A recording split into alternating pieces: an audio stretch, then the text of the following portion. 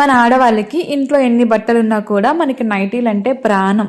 Nightie wait మీద తప్పులాగా చాలా మంది అనుకుంటారు. ఓకేలండి, ఎవరి ఒపీనియన్ వాళ్ళది. బట్ నాకు తెలిసినంత వరకు ఆడవాళ్ళు ఎక్కువగా నైటీకి ప్రిఫరెన్స్ ఇవ్వడానికి కారణం ఏంటి అంటే, నైటీ అనేది చాలా కంఫర్ట్ గా ఉంటుందండి. మనం ఇంట్లో ఏ పని చేసుకోవడానికైనా సరే, చిన్నపిల్లల తల్లుల నుంచి ముసలి వాళ్ళ వరకు నైటీని ఇష్టపడడానికి మెయిన్ రీజన్ కంఫర్ట్.